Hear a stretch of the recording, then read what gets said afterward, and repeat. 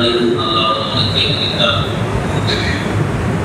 Salam mengudirin menarik meninggal sallallahu alaihi wasallam adar dia dicuri salam dengan sekian sahabat tabi'in dan tabi'in auliyatul syuhada dan nabi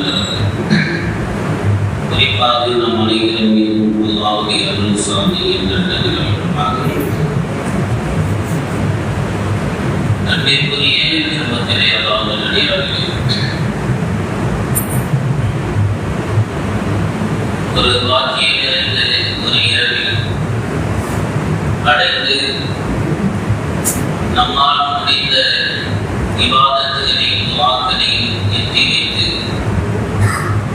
அதனுடைய நன்மைகளை அதனுடைய பலன்களை ஆதரவைத்தவர்களாக அடுத்த பகலை நாம் நோன்பு வைத்தவர்களாகவும் இன்றைய நாளில் ஜும்மாவிலே நாம் அமர்ந்து கொண்டிருக்கின்றோம். நம்பிக்கைக்குரிய பெருமக்களே அல்லாஹ் நல்லடியார்களே, ஒரு அமல் செய்துவிட்டு அடுத்து ஒரு அமலை எதிர்பார்த்திருப்பது முந்தைய அமல் ஏற்றுக்கொள்வதற்கு அது ஒரு மக்பூலினுடைய அடையாளம் என்பதாக கூட சொல்வார். எனவே ஒரு அமல் செய்துவிட்டு அடுத்த அமலை நாம் எதிர்பார்த்துக் கொண்டு அமர்ந்து கொண்டிருக்கிறோம். அதே போலதான் ஒவ்வொரு அமலுக்கு முன்னால் ஒரு அமல்கள் செய்கின்ற பொழுது அது மிகப்பெரிய ஒரு அந்தஸ்தை அல்லாஹ் அவரிடத்திலிருந்து ஏற்படுத்தி கொடுத்துள்ளீர்கள். இன்னைக்கு நம்மில் பல பேர்கள் சாதாரணமாக நினைக்கக்கூடிய பல அமல்கள் பெரும் பெரும் சிறப்புகளையும் கண்ணியத்தையும் அதை ஏற்படுத்தி கொடுக்கும் என்பதிலே எந்த விதமான சந்தேகமில்லை. தொழுகை என்பது என்ன? தொழுகை என்பது மிகப்பெரிய அமல் என்பது நமக்கு தெரியும். ஆனால் இந்த பெரிய அமலுக்கு முன்னால் சிறு சிறு அமல்கள் இருக்கின்றது, அது மிகப்பெரிய ஒரு அந்தஸ்தை ஈட்டு கொடுக்கின்றது என்பதை நாம் விளங்கிக் கொள்ள வேண்டும். உதாரணத்திற்கு தொழுகைக்கு வருகிறோம் என்று சொன்னால் அந்த தொழுகைக்கு முன்பாக இருக்கக்கூடிய ஒருவை பற்றி பெருமானார் ஸல்லல்லாஹு அலைஹி வஸல்லம் அவர்கள் சொல்லுகிறார்கள். ஒரு முறை ரசூலுல்லாஹி ஸல்லல்லாஹு அலைஹி வஸல்லம் அவர்கள் ஒழுவு செய்கிறார்கள். செய்துவிட்டு சொன்னார்கள், இது போன்று நீங்கள் ஒழுவு செய்யுங்கள். ஒழுவு செய்து முடித்துவிட்டு பெருமானார் ஸல்லல்லாஹு அலைஹி வஸல்லம் அவர்கள் அஷ்ஹது அன் லா இலாஹா இல்லல்லாஹ் வ அஷ்ஹது அன்ன முஹம்மதன் அப்துஹு வ ரசூலுஹு அந்த இரண்டாம் கலிமாவை பெருமானார் ஸல்லல்லாஹு அலைஹி வஸல்லம் அவர்கள் ஓதுகிறார்கள். ஓதியதற்கு பின்னால் சொன்னார்கள், இது பார்ப்பதற்கு ஒரு சிறிய அமல்தான். ஒழுவுதான் நாம் செய்கின்றோம், கையை கழுவுகின்றோம், முகத்தை கழுவுகின்றோம், கை கால்களை கழுவுகின்றோம். அப்ப இந்த சிறிய அமலாக நமக்கு தெரிந்தாலும் கூட பெருமானார் ஸல்லல்லாஹு அலைஹி வஸல்லம் அவர்கள் சொன்னார்கள், இந்த ஒழுவுக்கு பின்னால் துஆக்களை நீங்கள் ஓதிவிட்டு தொழுகைக்கு செல்கின்ற பொழுது அல்லாஹ் தஆலா அந்த அடியாருடைய பாவத்தை மன்னிக்கின்றார் என்பது மட்டுமல்ல, சொர்க்கத்தினுடைய 8 வாசல்களில் ஏதாவது ஒரு வாசல் வழியாக ஒரு சொர்க்கத்திற்குள்ளே நுழைகின்றார் என்பதாக பெருமானார் ஸல்லல்லாஹு அலைஹி வஸல்லம் அவர்கள் சொன்னார்கள். அப்ப சிறிய அமலாக நினைக்கக்கூடிய நாம் அதற்கு மிகப்பெரிய ஒரு அந்தஸ்தையும் கண்ணியத்தையும் அல்லாஹ் ரப்பல் ஆலமீன் தருகின்றார். அதே போலதான் தொழுகைக்காக வேண்டி உள்ளே வந்துவிட்டோம் என்று சொன்னால் நஃபிலான தொழுகைகளை தொழுகின்றோம், சுன்னத்தான தொழுகைகளை தொழுகின்றோம். அந்த தொழுகைகளை தொழ முடித்துவிட்டு அடுத்த ஒரு இபாதத், ஒரு ஃபர்லான தொழுகைக்காக வேண்டி எதிர்பார்த்து அமர்ந்திருக்கிறது. இது மிகப்பெரிய ஒரு நன்மைக்கு காரணமாக வழிவகுக்கக்கூடியது என்பதாக பெருமானார் ஸல்லல்லாஹு அலைஹி வஸல்லம் சொன்னார். அதோடு மட்டுமல்ல, அவர்களுக்காக வேண்டி மலக்குகள் சிலர்களுடைய அமல்களை மலக்குகள் எழுதுகின்றார்கள், போட்டி போடுகின்றார்கள் என்று பெருமானார் ஸல்லல்லாஹு அலைஹி வஸல்லம் சொல்லுகின்ற பொழுது அதில் சில அமல்கள், ஒரு சில அமல் என்ன சொன்னால், ஒரு தொழுகை தொழுதுவிட்டு அடுத்த தொழுகைக்காக வேண்டி எதிர்பார்த்து கொண்டிருக்கின்றார்களே, இந்த அமலை மலக்குகள் எழுதுவதற்கு போட்டி போடுகின்றார்கள் என்பதாக பெருமானார் ஸல்லல்லாஹு அலைஹி வஸல்லம் சொன்னார்கள். அப்ப சிறு சிறு அமல்களை போன்று தெரிந்தாலும் மிகப்பெரிய ஒரு பலனை ஏற்படுத்தக்கூடிய ஒரு காரியம் இருக்கிறது என்று சொன்னால்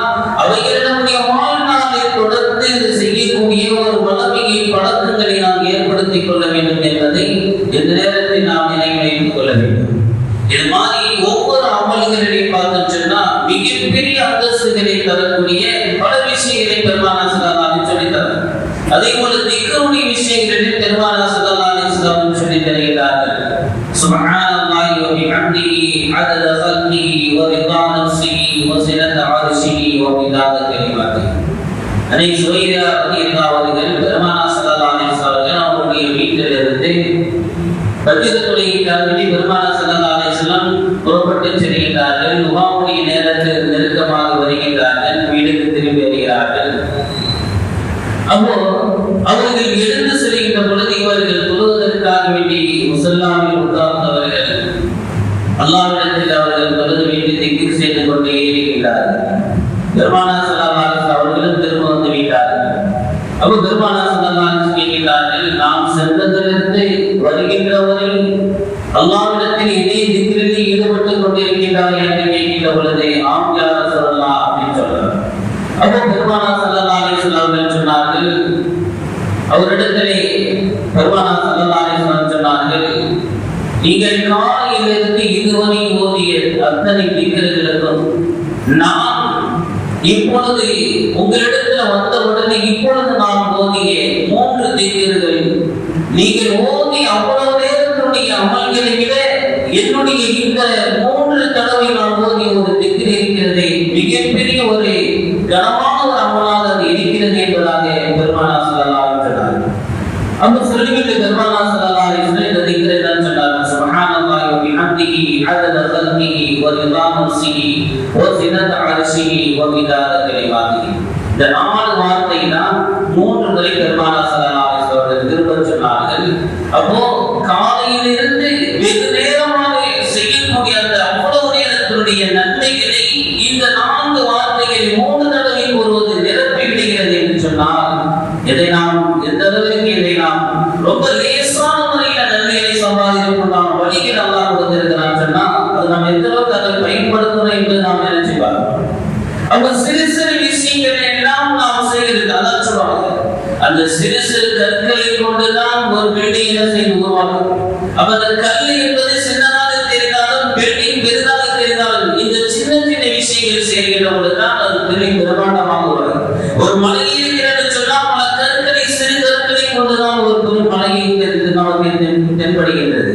எனவே இப்படி பல விஷயங்களை சிறு சிறு விஷயங்களை நாம் கவனம் செலுத்தினோம் என்று சொன்னால் மிகப்பெரிய நன்மை அது நமக்கு எட்டிக் கொடுத்து விடுகிறது.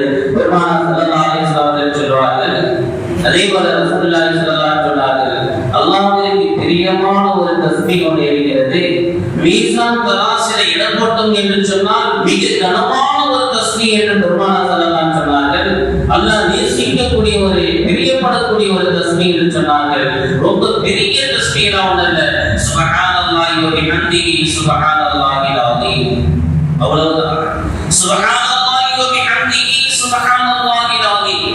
நமக்கு ஒரு நாள் நிறைய தஸ்பீஹ் ஓத முடியவில்லை என்று சொன்னால் குறைஞ்சபட்சம் ஒரு துளிக்கு பின்னால் ஒரு 10 முறை இந்த தஸ்பீஹ் ஓதி கொள்ளுங்கள். மிகப்பெரிய ஒரு சிறப்பு இந்த தஸ்பீஹ் இருக்கிறதா தருகின்றார்.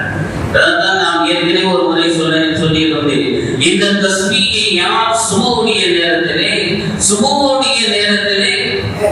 பாங்கிலிருந்து இகாமத்து வரை இந்த தஸ்பீஹை யார் 100 முறை டெய்லியும் தினந்தோறும் ஓதுகின்றார்களோ அவர்களுக்கு அல்லாஹ் ரிஸ்கிலே விசாலத்தை அல்லாஹ் தருகின்றார். வறுமை என்பது ஒருபொழுதும் அவர்களுக்கு ஏற்படாது. அவர்கள் அறியாத பொருட்களில் அல்லாஹ் அவர்களுக்கு ரிஸ்கை அல்லாஹ் ரப்பல் ஆலமீன் தருகிறான் என்பதாக பெருமானார் ஸல்லல்லாஹு அலைஹி வஸல்லம். அப்போ நமக்கு மிக லேசான முறையிலே பல விஷயங்களை இஸ்லாம் நமக்கு கற்றுத் தருகிறது என்று சொன்னால் அதுல மிகப்பெரிய ஒரு கவனத்தை நாம் என்ன செய்ய எடுத்துக்கொள்ள வேண்டும். அதே போல நமக்கு பெரும் பெரும் சூறாக்கள் எல்லாம் ஓத தெரியல. ஒரு நாளைக்கு பெருமானார் ஸல்லல்லாஹு அலைஹி வஸல்லம் குல் ஹுவல்லாஹ் சூரா ஓதுவது, ஒரே ஒரு முறை குல் ஹுவல்லாஹ் சூரா ஓதுவது, 3 முறை குர்ஆன் 3 முறை குல் ஹுவல்லாஹ் சூரா ஓதுவது, ஒரு முறை குர்ஆன் ஓதியதுடைய நன்மைகள் கிடைக்கும் என்பதாக பெருமானார் ஸல்லல்லாஹு அலைஹி வஸல்லம். அதே போல குல்யாலியோல் காஃபிரூன் என்பது குர்ஆனின் 4 ஒரு பகுதி என்பதாக சொன்னார்கள். எனவே 4 முறை ஓதுவது குர்ஆன் ஓதியதுடைய நன்மைகளை பெற்று தருகிறது.